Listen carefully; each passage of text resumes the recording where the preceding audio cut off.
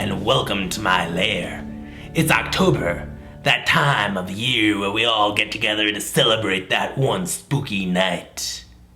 Moldy Cheese Day on October 9th, my favorite holiday.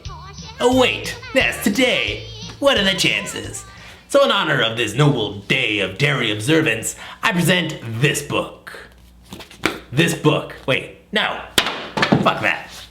This book, The Stinky Cheese Man and Other Fairly Stupid Tales. Talk about your significant childhood events. I credit this book with creating the person that I am today.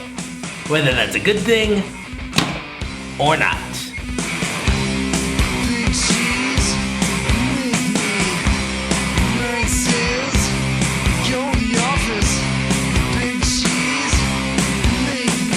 Once upon a time, a nation grew cynical and snide, abstained from the vanity of 1980, eschewed the crude dudes with oligarch attitudes, and declared the world to be meh.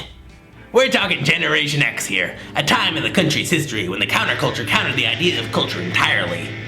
A time when we could all lay back in our beanbag chairs, watch My So-Called Life on MTV, and eat bubble tape. 6 feet of bubble gum. For you, not them. Was the culture really that skeptical and bitter? Or is it just easier to market stuff to young people disenfranchised by the false promises of prior generations?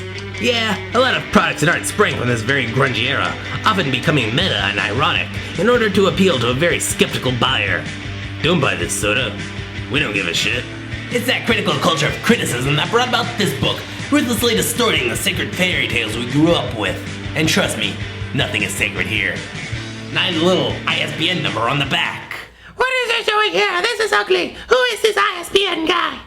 The Stinky Cheese Man comes from the mind of John Shayska, I think that's how it's pronounced, and illustrated by Lane Smith?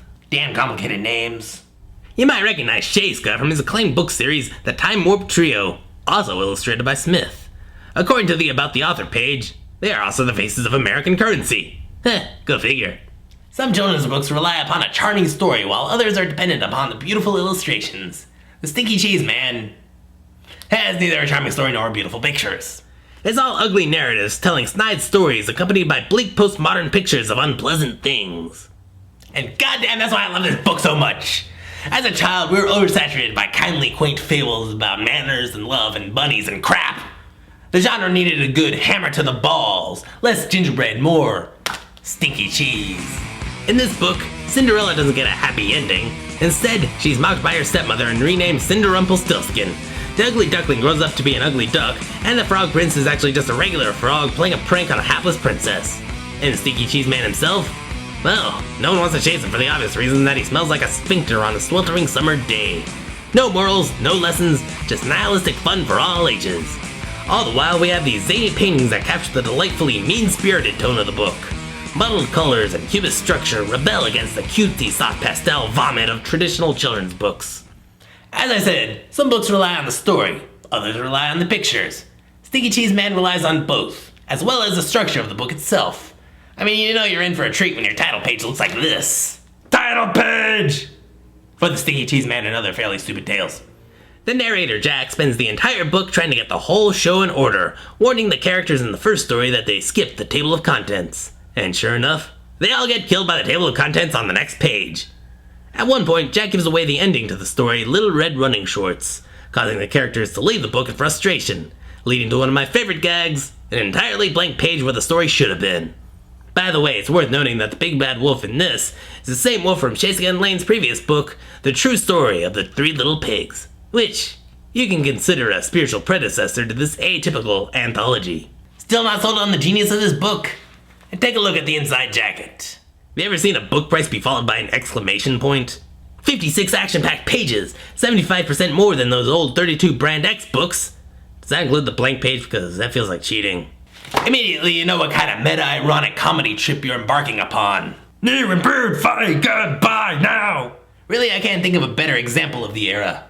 Even better than those politically correct bedtime stories book. Talk about a one-trick pony. Yeah, this was an era of Clerks and Slacker that gave rise to Beavis and Butthead, The Simpsons, Daria, Duckman, and The Tick. An era too cool to care. This was a world that reflected Generation X, who at the time comprised that precious age demographic of 18 to 30-year-olds. But was Generation X really that much more disenfranchised than other generations of different time periods? Yeah, prior generations were never rebel without a cause. They didn't have any wild ones in the 50s, but sarcasm was definitely prevalent in the 90s. Remember, these were the young people who had known only war, fear, recession, and grotesque materialism. They wanted to do an honest day's work, but they didn't say anything honest about the world around them. Read my lips. I did not have sexual relations with that woman. So they began to scoff convention, refused to pay rent, and retired from unemployment. Douglas Copeland captured this mindset in his books Generation X, Tales for an Accelerated Culture, and Shampoo Planet. The term Generation X stuck, as did the perception of young people as a gaggle of griping grunts. Fair or unfair, that's what we remember of that decade. In the early 2000s, entertainment was, for the most part, soft and sensitive. People wanted escapism. But then snarky cynicism came back into style towards the end of the Bush years, and that's honestly where we've been ever since. So what better time to reread or read for the first time? The Stinky Cheese Man and Other Fairly Stupid Tales, which I have not really talked about for most of this episode. But that's because I want you to go check it out for yourself. Come on, it's only 52 action-packed pages. You'll thank me later. On a side note, what kind of wine do you think you would drink with the Stinky Cheese Man? I'm thinking something gross like, elderberry. Ah, no thanks. Right here, right now. After the copyright in the very back, the book threatens that anyone caught duplicating the text will get a visit from the Stinky Cheese Man in person. That's kind of cute and clever in a way, and